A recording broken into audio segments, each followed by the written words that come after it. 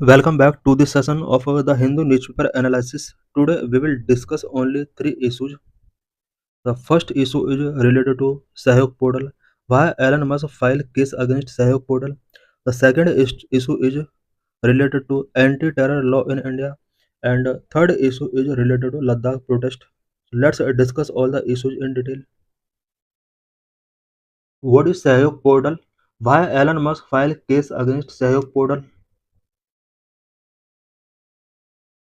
The Karnataka High Court had dismissed ex-cop's petition against the Union Government's Sahyog portal, which enables content takedown under Section 79 3B of Information Technology IT Act 2000. Karnataka high court ने x के द्वारा union government के सहयोग portal के against file की गई petition को dismiss किया है। सहयोग पोर्टल जो कि आईटी एक्ट 2000 के सेक्शन 79 3B के अंडर कंटेंट टेक डाउन करने की पावर गवर्नमेंट को देता है। इसके अगेंस्ट एक्स ने पिटीशन फाइल किया था। Months before, X has sued the union government in the Karnataka High Court for the Sahyog portal, which it says is a censorship portal. कुछ मंथ पहले x ने कर्नाटक हाई कोर्ट में सहयोग portal के लिए union government को सूड किया था और इसका कहना था कि सहयोग पोर्टल एक सेंसरशिप पोर्टल है। Sahyog portal allow local police and different parts of government to indiscriminately demand take over of online content. Sahyog portal police and government को ऑनलाइन कंटेंट को टेक डाउन करने की डिमांड करता है। What is the Sahyog portal? Sahyog portal क्या है? The Sahyog portal was developed to automate the process of sending notice to intermediaries by government और its agency under IT act 2000। सहयोग पोर्टल एक ऐसा पोर्टल है जो कि आईटी एक्ट 2000 के अंदर गवर्नमेंट और इसकी एजेंसी के द्वारा सोशल मीडिया इंटरमीडियरीज के लिए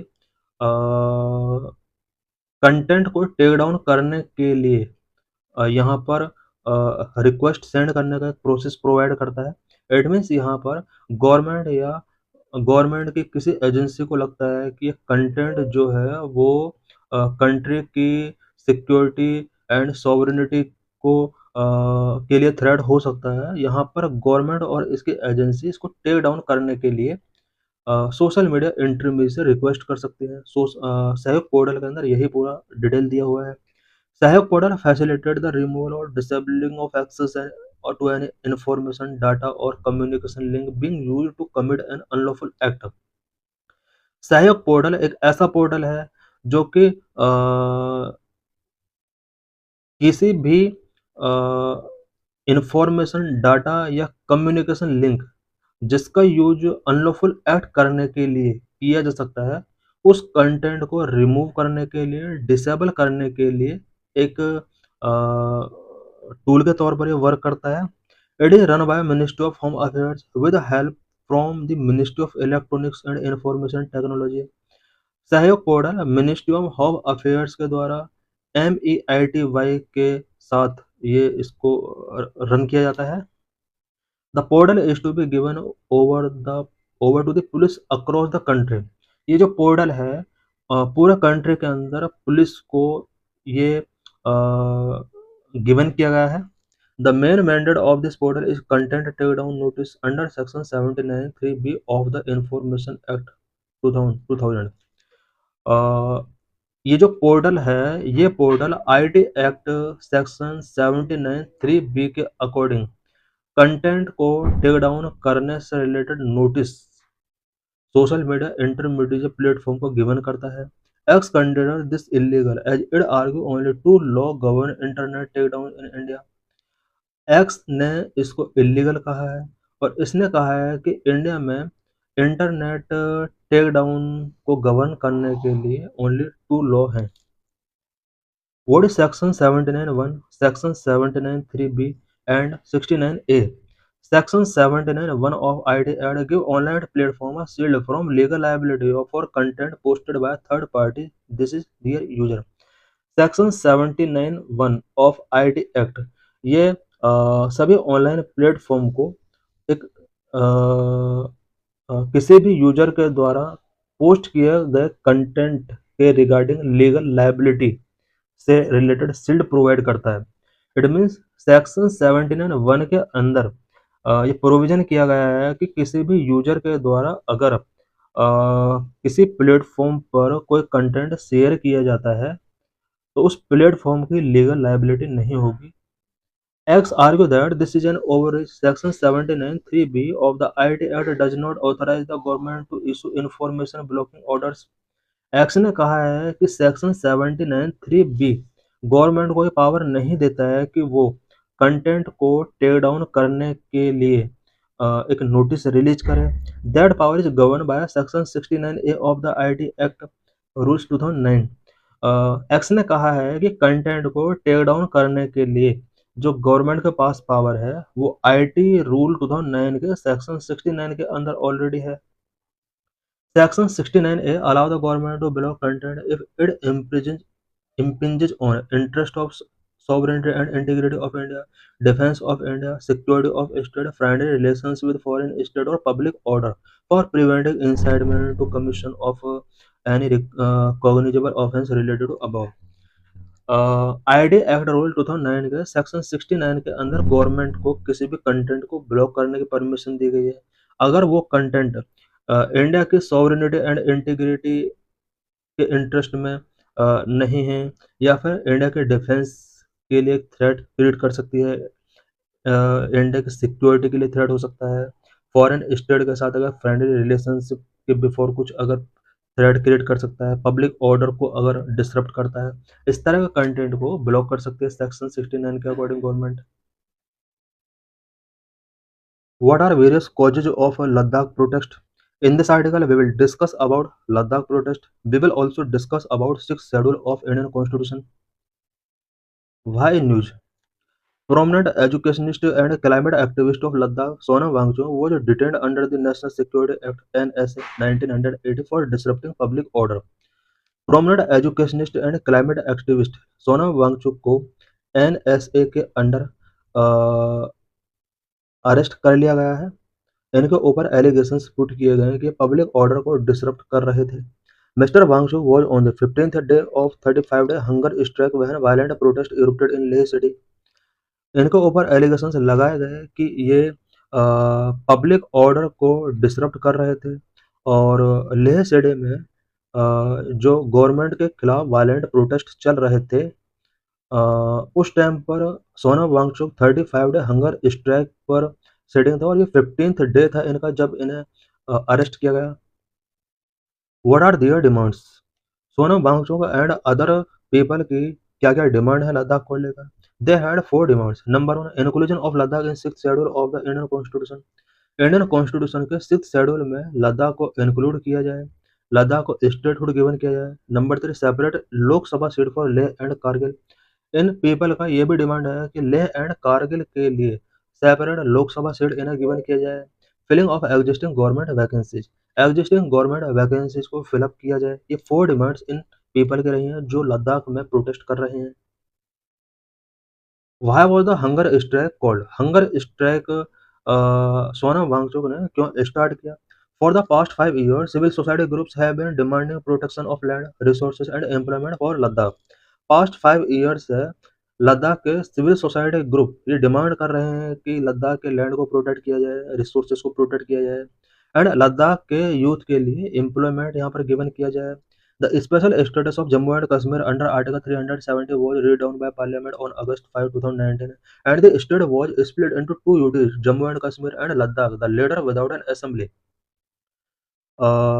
370 आर्टिकल के अंदर जम्मू एंड कश्मीर को जो स्पेशल स्टेटस गिवन किया गया था पहले, पार्लियामेंट ने इसको 5 अगस्त 2019 को रीड डाउन किया और जम्मू एंड कश्मीर को स्प्लिट करके इसको 2 UTs Jammu and Kashmir and Ladakh में इसको डिवाइड कर दिया। बट लद्दाख में यहाँ पर कोई असेंबली इस्टेब्लिश नहीं की गई। The fear of big business and conglomerates taking away land and jobs from the local people lead to this demand.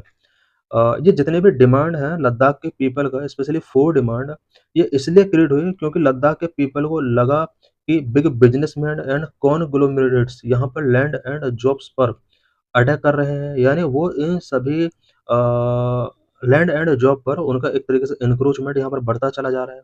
यही वजह है कि लोकल पीपल की डिमांड यहाँ पर रेज हुई। As per 2011 census the total population of Ladakh वो 2,74,289। 2011 census के अकॉर्डिंग लद्दाख की पॉपुलेशन 2,74,289 के आसपास है। Mister Wangchuk announced 35-day hunger strike to demand the resumption of talk with the union ministry of home affairs. Mister Wangchuk ने मिनिस्ट्री ऑफ होम अफेयर्स के साथ talk को रिजम्पशन करने के लिए स्पेशली ये डिमांड कर रहे हैं कि होम मिनिस्ट्री इनके साथ बात करे। अगर बात नहीं करती है तो 35 डे का हंगर स्ट्राइक इन्होंने अनाउंस किया। What is the sixth schedule of constitution? Constitution के सिक्स्थ शेड्यूल के अंदर क्या क्या प्रोविजंस किए गए हैं?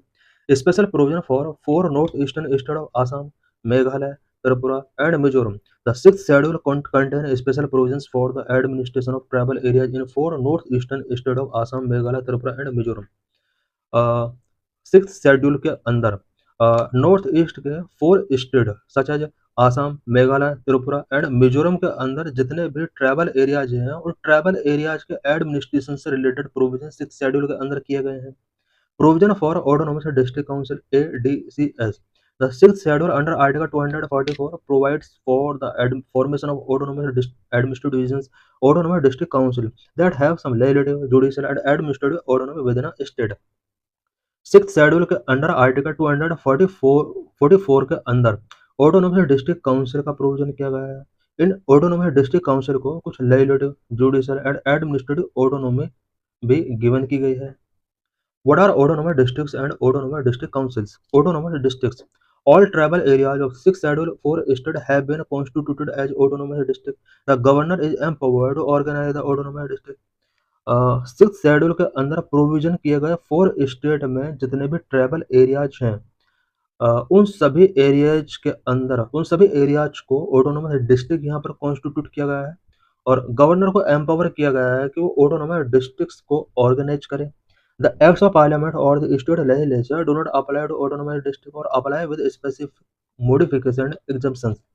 ऑटोनोमस डिस्ट्रिक्ट के ऊपर पार्लियामेंट या स्टेट लेजिस्लेचर के लॉ अप्लाई नहीं होते हैं और अगर इन लॉ को अप्लाई करना है तो स्पेसिफिक मॉडिफिकेशंस के साथ कुछ एग्जाम्पशंस के साथ इन्हें हम अप्लाई कर सकते हैं। District council, autonomous district councils क्या होती हैं? Each autonomous district has a district council consisting of 30 members of whom 4 are nominated by the governor and remaining 26 are elected on the basis of adult franchise। Each autonomous district के अंदर एक autonomous district council होती है जिसके अंदर 30 members होते हैं। 4 members nominated होते हैं गवर्नर के द्वारा and 26 other member adult franchise के बेस पर इलेक्ट किए जाते हैं। The elected members hold office for a term of 5 years and nominated members hold office during the pleasure of governor. Elected members 5 year term के लिए office hold करते हैं। Nominated members governor के pleasure तक ये ऑफिस होल्ड करके रखते हैं। Each autonomous region has also separate regional council.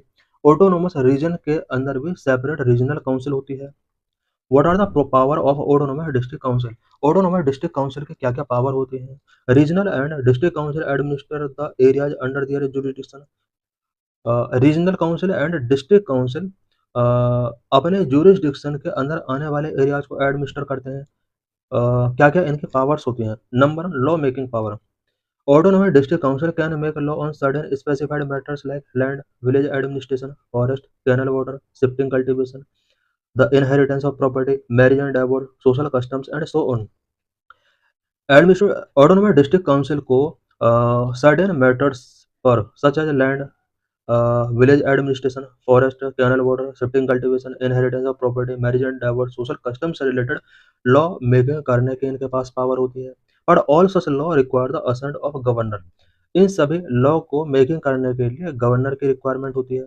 Number of council can constitute village council और court for trial of suits and cases between the tribes, they hear appeal from them.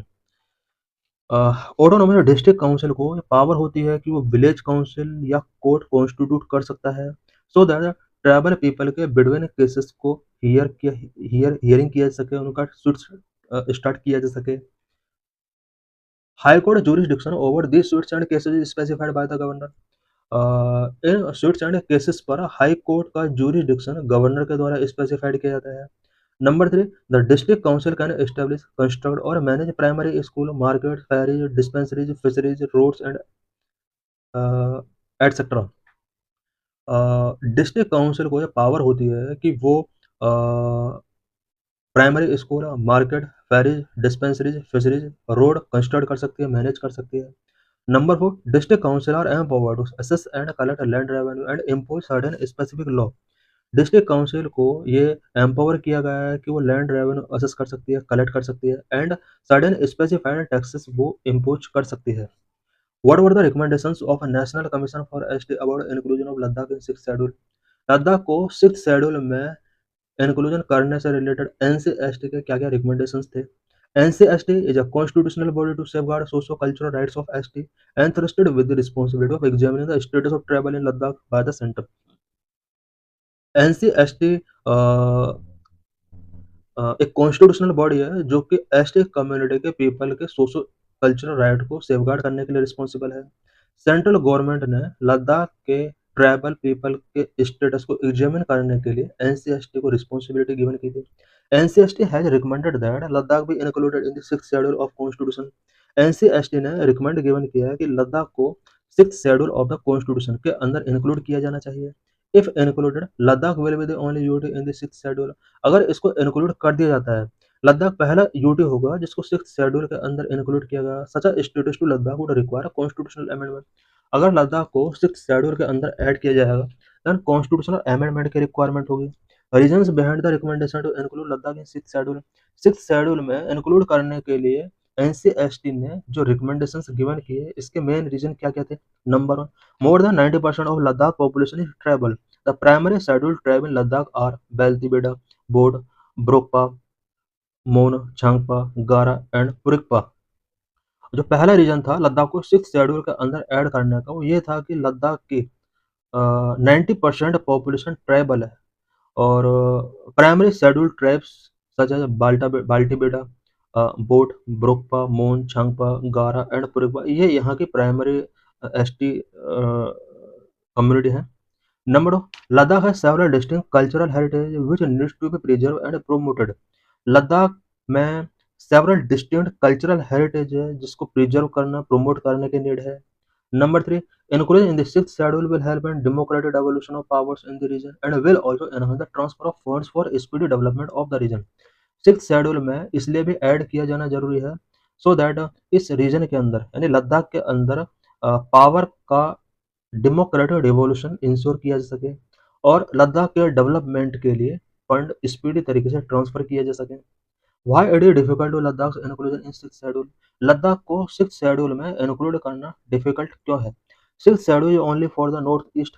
Six schedule only north east के 4 state के लिए provision किया गया है because constitution is very clear. The six schedule is for the north east so Ladakh inclusion in it would be difficult because constitution clear है कि लद्दाख जो six schedule है नॉर्थ ईस्ट के 4 स्टेट के लिए है।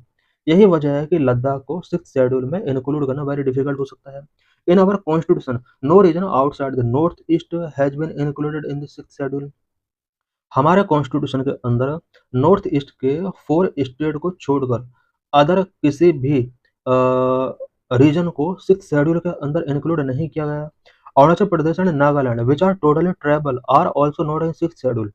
अरुणाचल प्रदेश और नागालैंड ऐसे स्टेट हैं जो टोटली ट्राइबल पॉपुलेशन यहाँ पर रहती है बट इनको भी सिक्स शेड्यूल के अंदर ऐड नहीं किया गया है।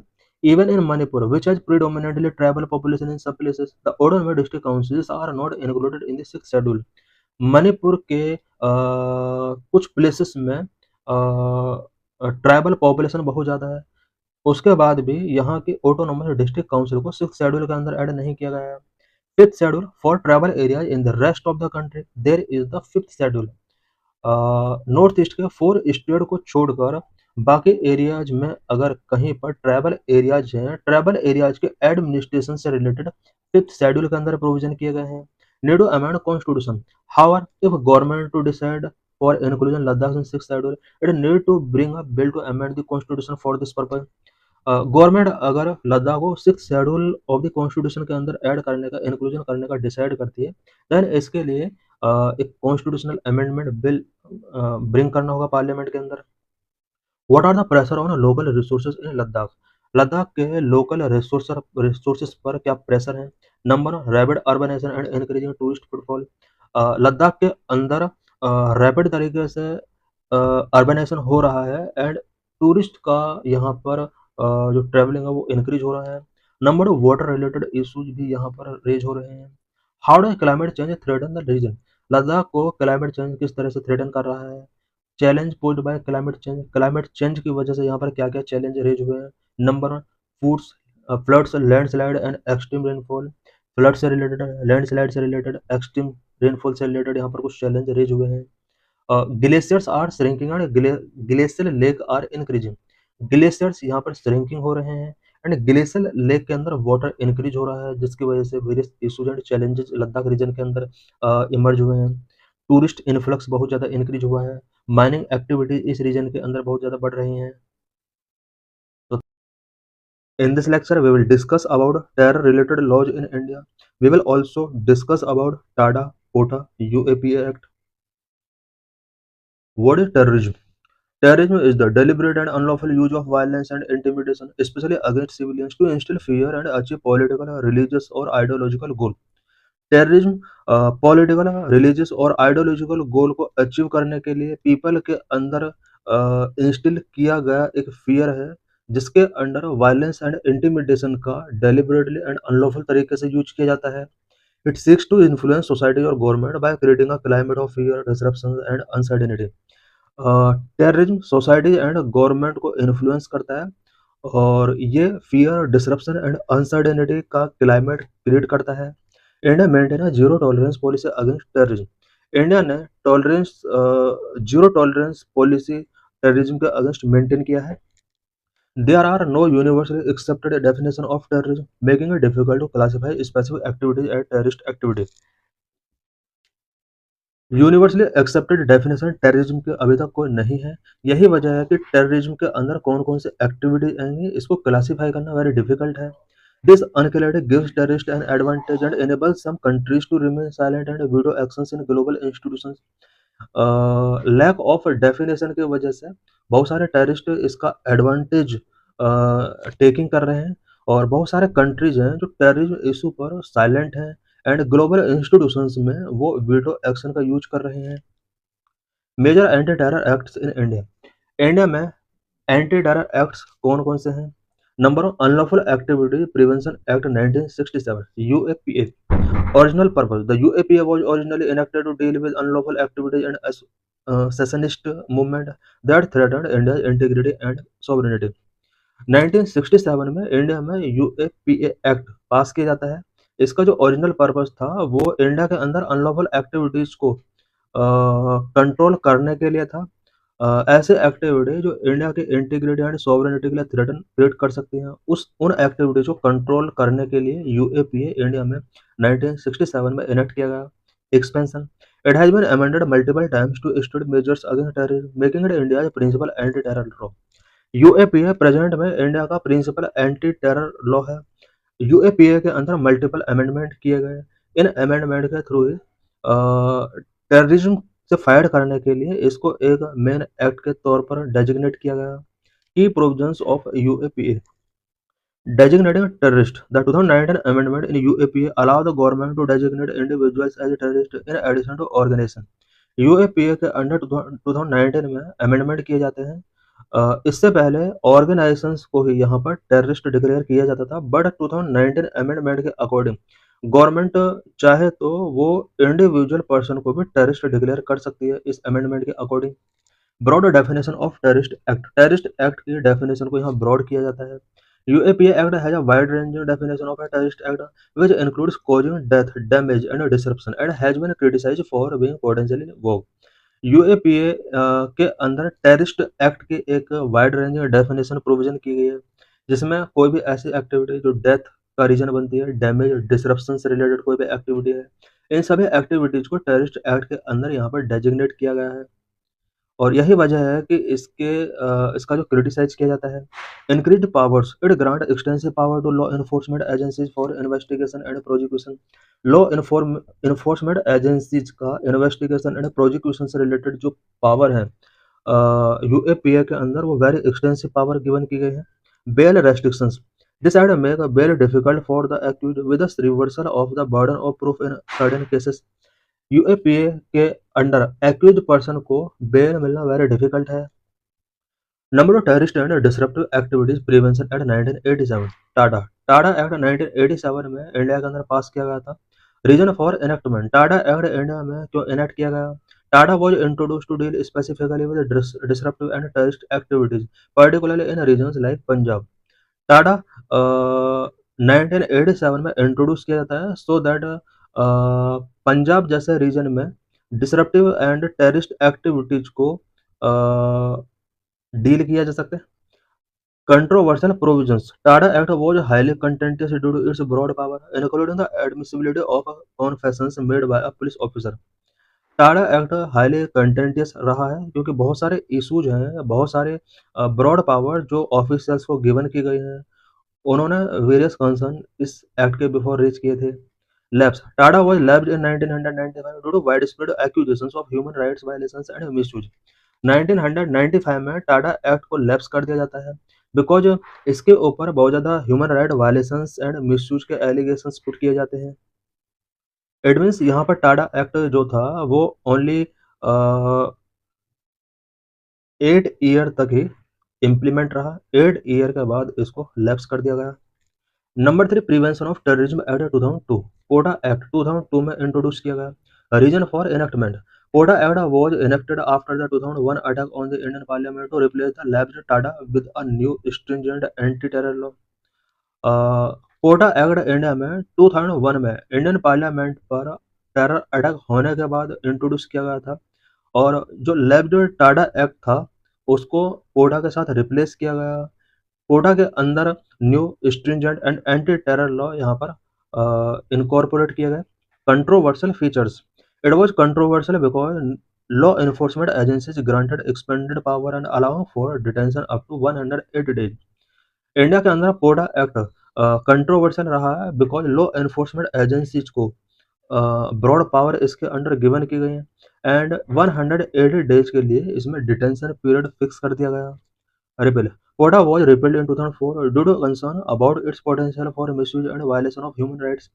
2004 में पोटा एक्ट को रिपेल कर दिया जाता है। इसके ऊपर भी टाडा एक्ट की तरह human rights violation and misuse से रिलेटेड यहाँ पर एलिगेशंस पुट किए गए। ओनली 2 साल तक ये इम्प्लीमेंटेशन प्रोसेस में रहा।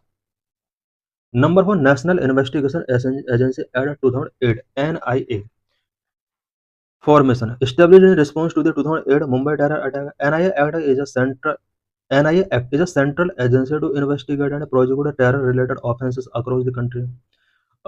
NIA इंडिया में 2008 में मुंबई टेरर अटैक के रिस्पॉन्स में इस्टेब्लिश किया गया था। NIA एक सेंट्रल एजेंसी है इन्वेस्टिगेट करने के लिए, टेरर रिलेटेड ऑफेंसेस को प्रोसिक्यूट करने के लिए, इन्वेस्टिगेट करने के लिए NIA एक सेंट्रल एजेंसी है। Jurisdiction, the NIA has the authority to investigate terrorism cases without requiring permission from state government.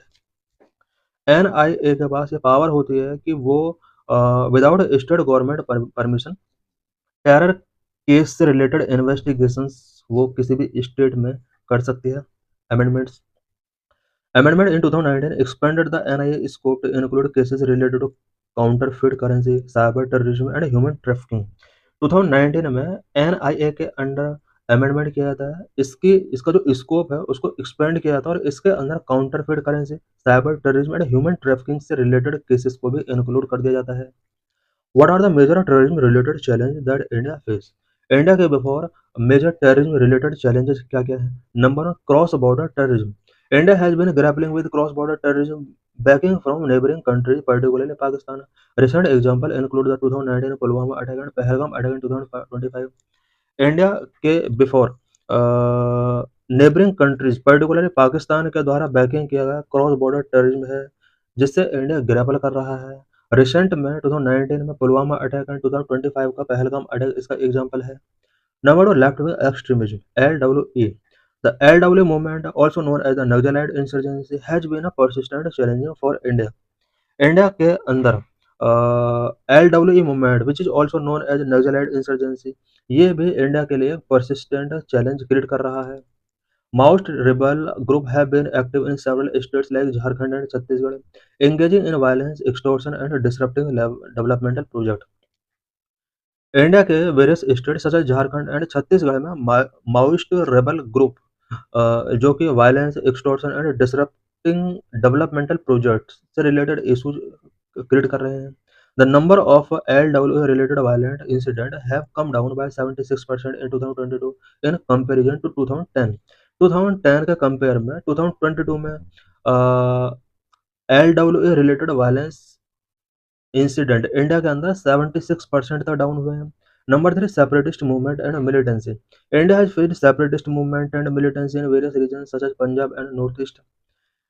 India के various region such as Punjab and north east में सेपरेटिस्ट मूवमेंट एंड मिलिटेंसी से related various issues यहाँ पर create हो रहे हैं। The issue of militancy in Jammu and Kashmir has been particularly complex, with Pakistan-based terrorist group like Lashkar-e-Taiba and Jaish-e-Mohammed fueling the insurgency. India में militancy से related issues create हो रहे हैं और यह Pakistan based terrorist group such as Lashkar-e-Taiba, Jaish-e-Mohammed insurgency को India में fuelling कर रहे हैं। Number 4, radicalisation and online propaganda. The rise of radicalisation particularly among the youth and spread of extremism ideologies through online platform and social media pose a significant threat. India के अंदर radicalisation specially youth के अंदर बहुत ज़्यादा rise हो रहा है and extremist ideologies online platform social media के थ्रू स्प्रेड हो रहे हैं। ये सभी इंडिया के बिफोर सिग्निफिकेंट थ्रेट पोज कर रहे हैं। India has witnessed instances of youth being radicalised through methods like Honey trapping and recruited by terrorist organizations both domestically and internationally. Number 5, cyber terrorism. The increasing reliance on digital infrastructure and potential for a cyber attack by a terrorist group or state-sponsored actor is a big emerging concern for India. India के before big emerging concern जो हैं वो cyber attack से related है, because India का digital infrastructure पर Reliance increase हो रहा है। इंक्रीज होने के साथ साथ cyber attack by terrorism group और स्टेट स्पॉन्सर्ड एक्टर्स से रिलेटेड जो चैलेंज है वो काफ़ी बढ़ चुके हैं। Cyber terrorism could target financial system, sensitive data and critical infrastructure, causing significant disruptions and economic damage. Cyber terrorism financial system, sensitive data and critical infrastructure को target कर रहे हैं, जिसकी वजह से economic damage and significant disruptions create हो रहे हैं। Number 6, Pakistan exiting FATF grey list. Pakistan become out of the grey list. India's claim about Pakistan lack of action against terror group might hold large weight internationally. Pakistan को FATF की grey list से out कर दिया है।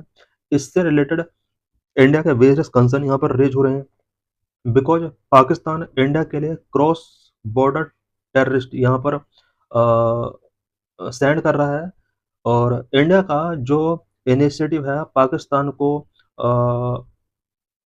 Terror group के तौर पर designate करने में इंटरनेशनली इसका वेट कम हो सकता है। The financial action task force listing served as a form of validation of India's concern. Financial action task force जो है ये इंडिया के कंसर्न जो टेररिज्म से रिलेटेड है उसको वैलिडेशन गिवन करने में एक इम्पोर्टेंट रोल प्ले कर सकता है।